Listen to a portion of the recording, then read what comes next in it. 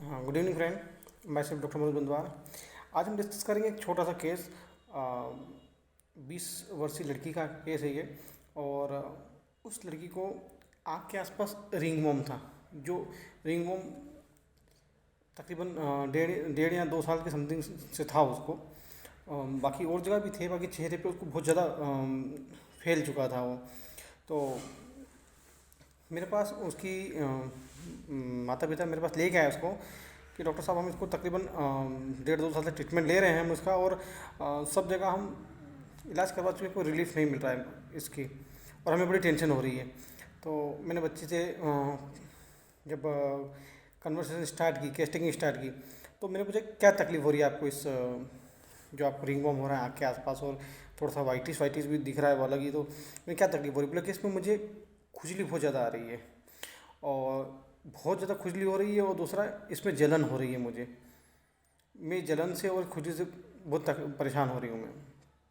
मैंने की और तो बोले कि जब ये हुआ था तब बहुत छोटा सा था, और अब दिन पे दिन बढ़ता जा रहा है ये। मतलब कि छोटी सी फुंसी मेरी आँख की पलक के बाल के पास हुई थी, और अब ये धीरे धीरे धीरे धीरे एक बड़ी रिंग का शेप ले लिया है और बढ़ते ही जा रहा है, दिन पे दिन बढ़ता जा रहा है। ट्रीटमेंट के बाद भी ये रुक नहीं रहा है। मैं ठीक है, आपको इसमें खुजली ज़्यादा कब महसूस होती है? तो बोले कि इसकी खुजली रात में बहुत ज़्यादा होती है, दिन में कम होती है, रात में बहुत ज़्यादा होती है। तो मैंने उनसे पूछा कि इससे आपको तकलीफ़ क्या है? बोले कि ये मुझे अच्छा नहीं लगता है। बोले कि मुझे ये अच्छा नहीं लगता है, चेहरा मुझे देखने में मेरा अच्छा नहीं लगता है। तो मैंने पूछा कि अच्छा नहीं लगता मतलब कि? तो बोले कि देखिए ना कि पूरी स्किन मेरी साफ़ है, सिर्फ सिर्फ इतने इतने हिस्से की स्किन बहुत अलग ही है देखने में। मैंने कि ठीक है। तो मैंने कहा कि आपके घर में या कभी किसी को ये प्रॉब्लम आपने देखी कभी किसी को? बोले कि एक हमारे मोहल्ले में भैया हैं, उनका पूरा चेहरा बिगड़ चुका है इस रिंगवॉर्म और इस बीमारी से। तो मुझे उनको देख कर बड़ी टेंशन हो गई कि कहीं मेरा भी चेहरा वैसा ना हो जाए, और मैं भी कम एज की हूँ, मेरी शादी भी नहीं हुई है, तो कहीं मेरे साथ ऐसा ना हो जाए। मैंने पूछा कि आपको इस प्रॉब्लम, इस तकलीफ़ से डर, चिंता क्या है? तो उसने कहा कहीं ये पूरे शरीर पे ना हो जाए, फैल ना जाए पूरे शरीर पे।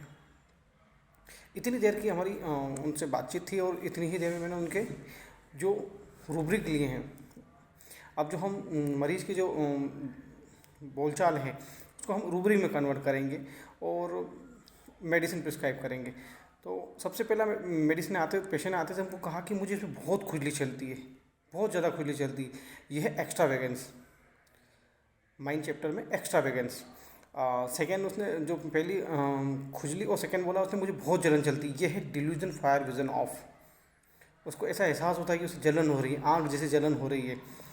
जब हमने उससे पूछा कि आपको इससे क्या चिंता क्या लग रही है, तो उसने कहा था कि पहले ये बहुत छोटी सी फुंसी थी, अभी बढ़ती जा रही है। ये है डिल्यूजन इनलार्ज्ड। डिल्यूजन इनलार्ज की फीलिंग है कि वो दिन पे दिन फैलता जा रहा है, पहले कम था अब बढ़ता जा रहा है।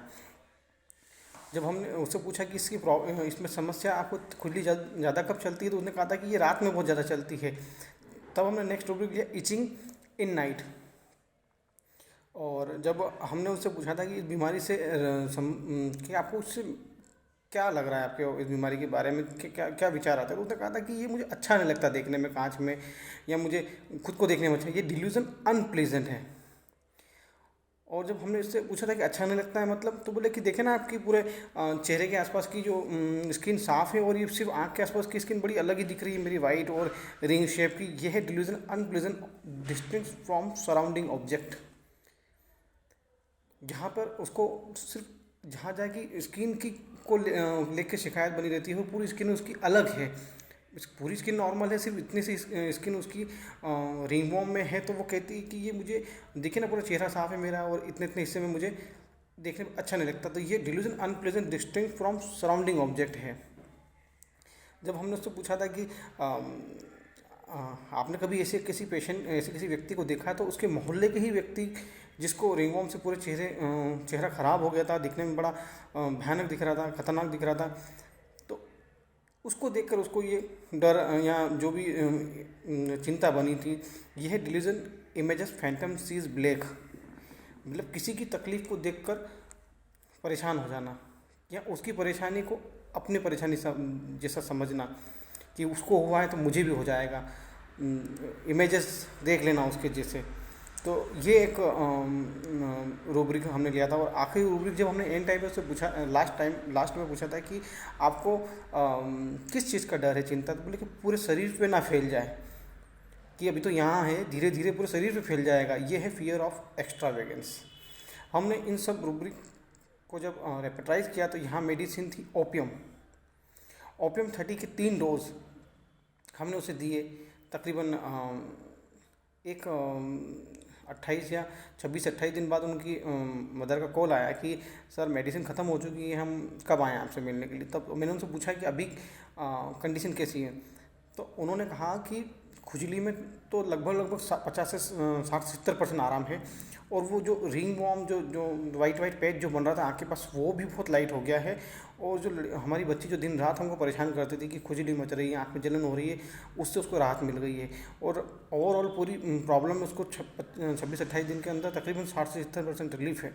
तो वेल सिलेक्टेड और माइंड मेथड पे मेडिसिन जब अच्छे से सिलेक्ट की जाती है तो उसके मिरेकल्स देखने को मिलते हैं।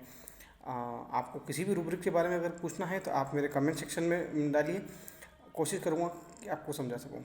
Thank you.